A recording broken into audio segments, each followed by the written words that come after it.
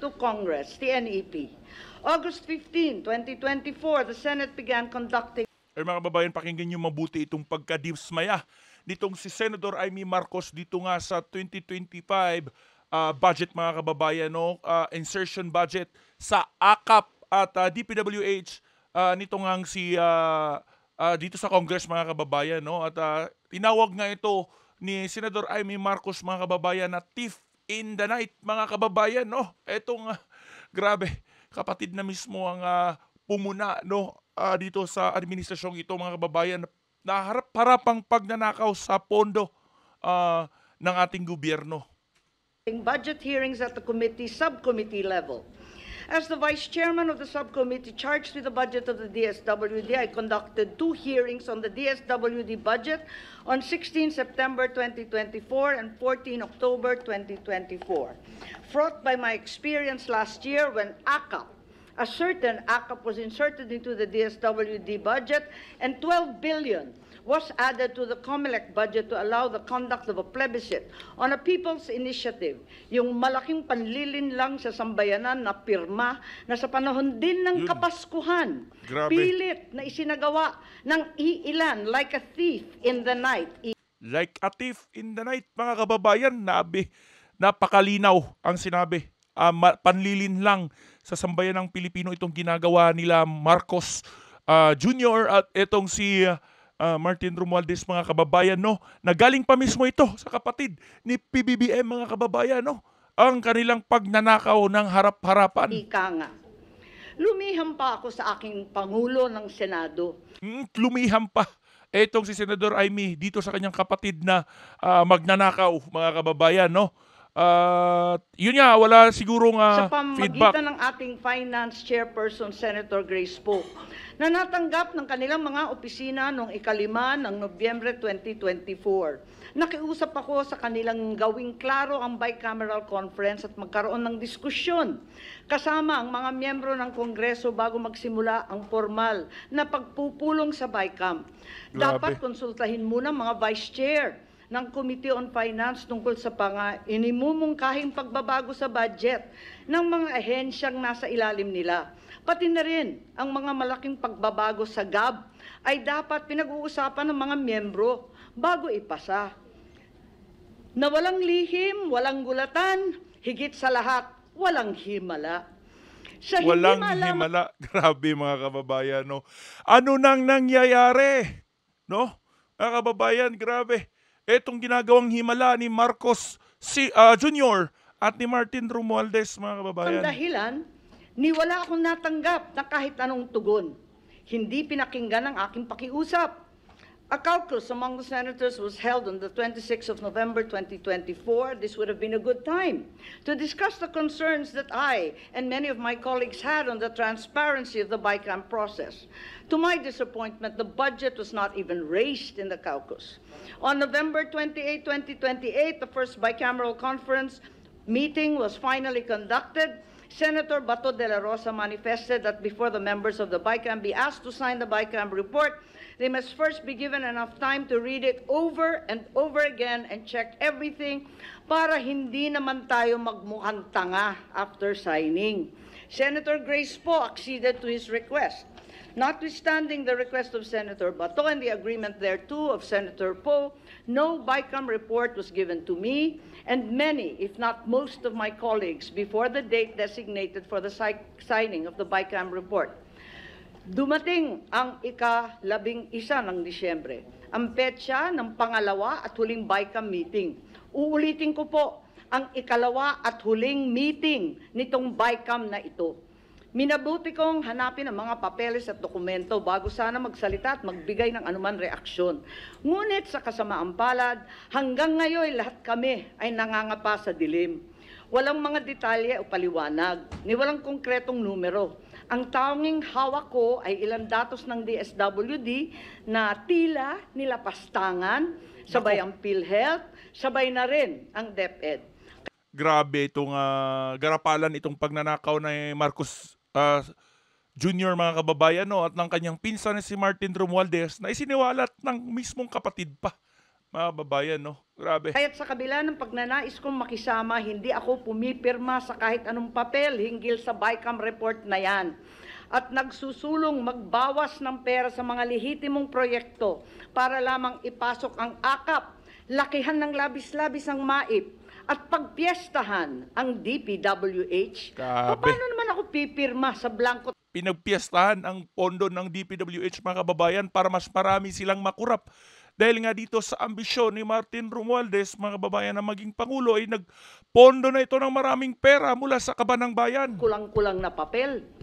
The majority of the Senate contingent signed the signature page of the BICAM report. However, several of the senators soon refused to sign the rest of the report when they saw the drastic and inexplicable changes reflected therein. It was only at 6:14 p.m., much later that day, that my office finally received through an email, apparently a signed copy of the BICAM report. At approximately 8:20 p.m., members of the Senate purportedly ratified the BICAM report viva voce of the 2025 General Appropriations Bill. Uulitin ko po, purportedly ratified. Malaking himala. Sabi nga nung dekada 70, ayos na ang buto-buto. Nakakalungkot ang nangyayaring ito. And we should all be disheartened by the manner our BICAM was conducted, by the means the BICAM report was ratified. It is, after all, a very important, perhaps the single most important piece of legislation we pass each year.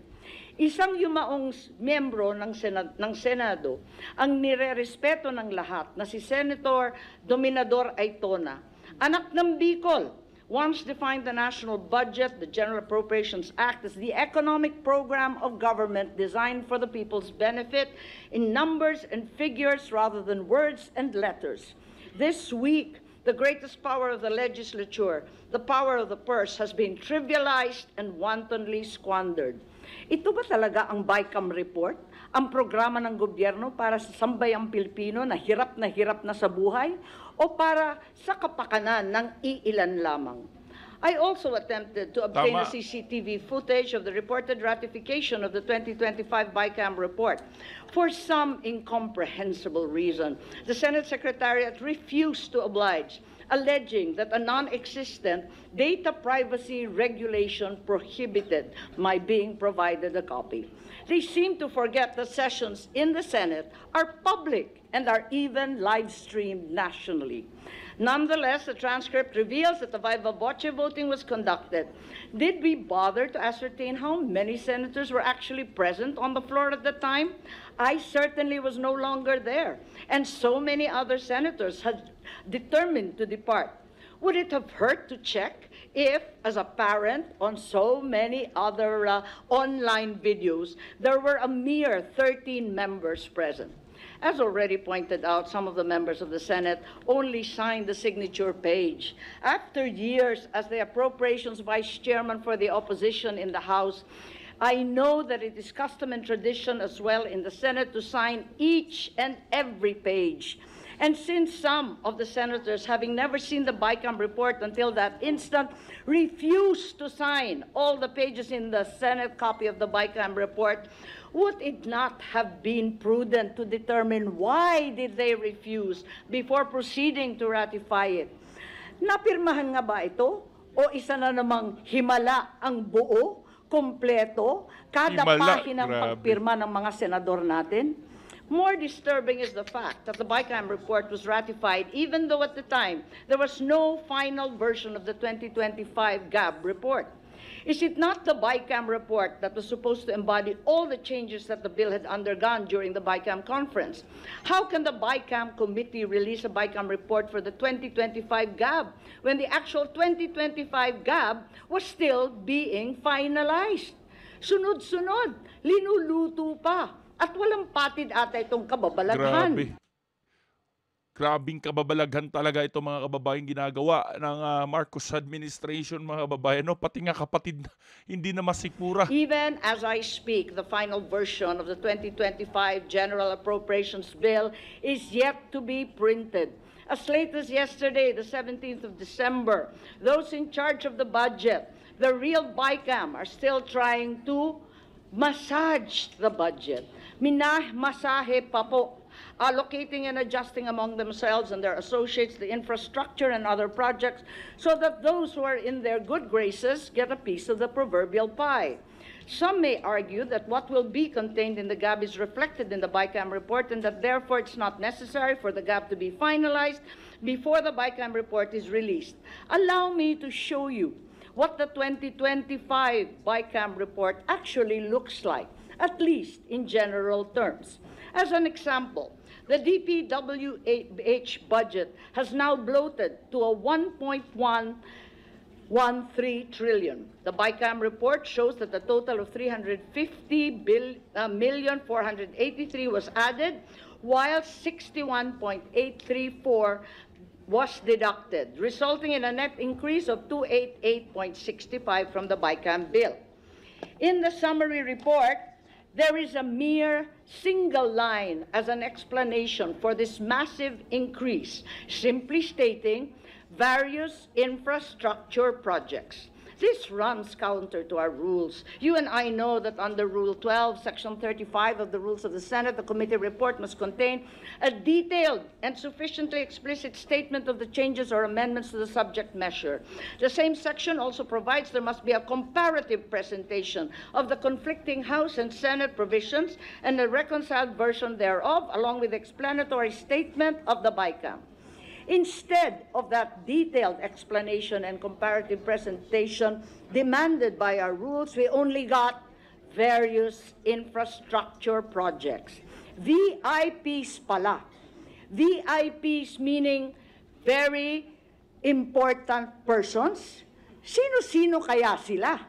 Gaya na sambit ko, hinihimay pa ang himala. Pero para sa ilang mga VIPs.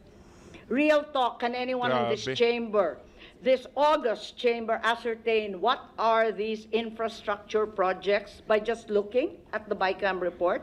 Can any of us determine what is included and comprising the additional 350 additional funding to DPWH, as well as the projects and programs defunded as part of the 61.834 reduction?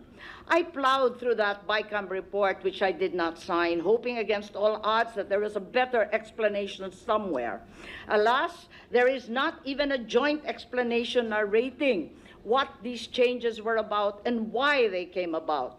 The explanation, therefore, of the 288.65 billion increase in DPWH is once again various infrastructure projects, ang mahiwagang VIP. Ang hinihimala pa nga, very important persons, very important party lists kaya. When we were asked to sign the BICAM report, did any one of us have any idea what specific projects were being funded? If our job is to decide which programs or projects are funded, then we are remiss in fulfilling our obligations by approving a BICAM report that explains the 288.65 billion increase in DPWH with just 3 miserable words. Habang masusing sinusuri ng ating mga kababayan ang bawat detalye ng kanilang resibo sa grocery, ang bill sa kuryente para tiyakin tama ang bawat sentimo kanilang binabayaran. Tayo naman dito sa Senado ay tila kontento ng pumayag sa 288 bilyong dagdag gamit lang ang 3 matalinhagang salita, VIP, various infrastructure projects. Sa totoo lang, ginagawa pa ba natin ang ating trabaho? Worse, the committee allotted a smaller budget to education than it did to DPWH, contrary to the clear command of Article 14, Section 5, Paragraph 5 of the Constitution, which requires that the state shall at all times assign the highest budgetary priority to education. Far from addressing the learning crisis and the decreasing digital divide, the BICAM cut 11 billion from the budget of DepEd, including 10 billion from the proposed computerization program. Sinabi ng Pangulo nung Lunes sa isang interview na ibabalik niya ang budget para sa computerization. Pero base sa BICAM report, ang suma total para sa edukasyon ay 925 billion lamang. At ito na ang kinukumpunin ng DepEd, ng SUKS, ng CHED at ng TESDA 12 billion pa sa iba't ibang mga educational institutions.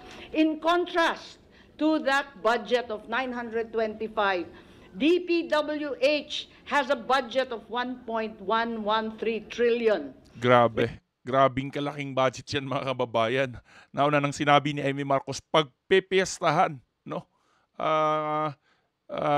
Nagtaka pa nga tayo mga kababayan nung nakaraan, dinipensahan nito ni President Bongbong Marcos mga kababayan, no? At parang naging spokesperson pa siya. So ito kapatid na niya mismo mga kababayan, no, hindi na masikmura itong kababalaghang ginagawa ng kanyang kapatid mismo at yung pagsiwalat niya sa ambisyon nitong si Martin Romualdez na magpangulo mga kababayan kahit napakalayo pa ng 2028, no. Isa na nga dito ang kanilang hakbang, ang pagsisira sa pangalan ni VP Sara Duterte mga kababayan, at tinawag nitong thief in the night ni Amy Marcos mga kababayan. So grabe, napakawalang hiya itong si Marcos Jr. at Martin Romualdez mga kababayan, na walang ibang ginawa kundi ang magnakaw sa kaban ng bayan at manira sa mga Duterte. Sinayang nga lang nitong si Marcos ang nasimulan ni President Duterte, no, at nalinlang ang 30 milyong Pilipino na bumoto, no, na ginamit si VP Sara. At yun mga kababayan, hindi na masikmura ito ni Amy Marcos. Sumulat nga daw siya dito sa kanyang kapatid pero hindi man lang nakatanggap ng sagot mga kababayan, no. So dinadaan nila sa AKAP at iba pang mga